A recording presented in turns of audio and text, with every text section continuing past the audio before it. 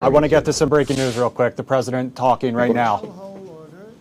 He was flown in by the Biden administration in September 2021 on those infamous flights that everybody was talking about. Nobody knew who was coming in. Nobody knew anything about it. His status was extended under legislation signed by President Biden, a disastrous president, the worst in the history of our country. This attack underscores the single greatest national security threat facing our nation. The last administration let in 20 million unknown and unvetted foreigners from all over the world, from places that you don't want to even know about. No country can tolerate such a risk to our very survival. An example is Minnesota, where hundreds of thousands of Somalians are ripping off our country and ripping apart that once great state. Billions of dollars are lost, and gangs of Somalians come from a country that doesn't even have a government, no laws, no water, no military, no nothing. As their representatives in our country preach to us about our Constitution and how our country is no good. We're not going to put up with these kind of assaults on law and order by people who shouldn't even be in our country. We must now re-examine every single alien who has entered our country from Afghanistan under Biden, and we must take all necessary measures to ensure the removal of any alien from any country who does not belong here or add benefit to our country. If they can't love our country, we don't want them. America will never bend and never yield in the face of terror. And at the same time, we will not be deterred from the mission these service members were so nobly fulfilling. That is why tonight I can announce that I have directed the Department of War to mobilize an additional 500 troops to help protect our capital city. We will make America totally safe again, and we will bring the perpetrator of this barbaric attack to swift and certain justice if the bullets going in the opposite direction haven't already done that.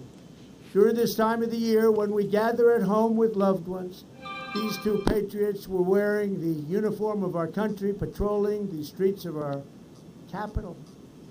They had taken a selfless oath to defend our nation against all enemies, foreign and domestic. And that is exactly what they were doing when they were gunned down in a savage attack. I want to express my extraordinary gratitude to every member of the United States military who is deployed tonight, at home and abroad. I also want to thank the Secret Service and the D.C. Metropolitan Police Department for their work today. This Thanksgiving, I ask every family to say a prayer for the two great heroes who were so horribly shot, and for their loved ones. Please say a prayer. May God bless them and comfort them, and may God bless and protect the United States of America. Thank you and good night. All right, so that was President Trump commenting on the shooting of two National Guard members earlier today. Those full comments on the White House YouTube page. But Tony, we just heard him reiterate his call for 500 more National Guard members coming here to Washington, D.C.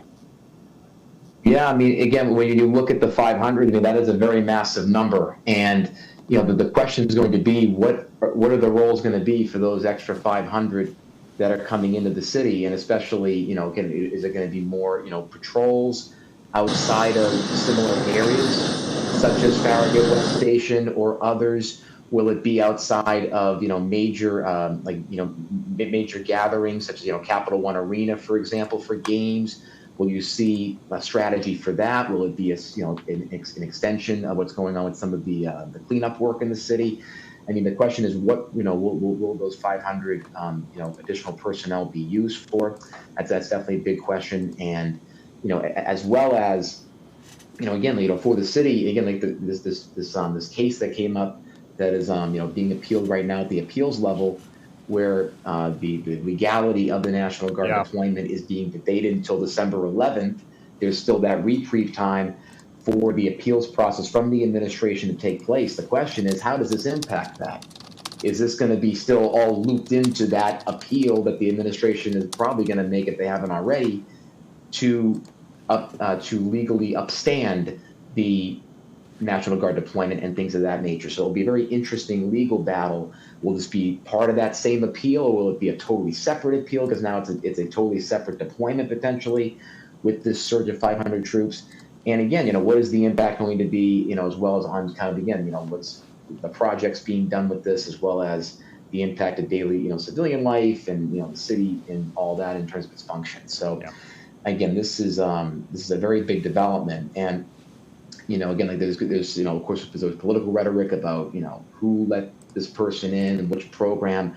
And one of the things that I picked up on was, we're gonna analyze all people basically that were taken as part of this program for Afghan allies. And the question is, what impact does that have on those allies that were taken in 2021 during the Afghanistan withdrawal and the aftermath behind that? Because that was another big thing that I picked up on, is what does that mean logistically, for translators, for, soldiers, for folks that did, stand beside, our troops during Afghanistan and all those, all the wars throughout that time, and really helped keep our troops safe over there.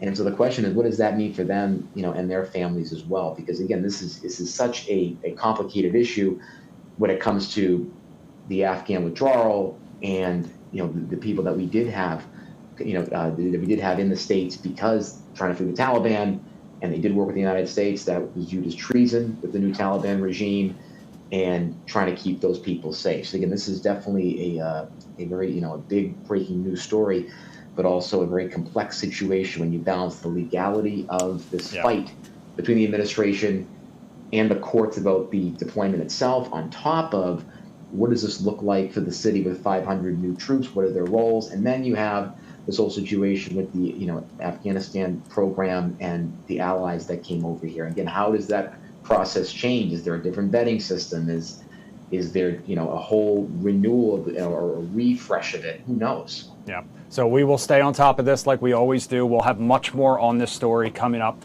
on Fox 5 News at 10, 11, and the Final Five. Josh Rosenthal and Nana Sentu-Abanzu both down there covering all aspects of this. And of course, we will have any new developments and any more press conferences as we get them.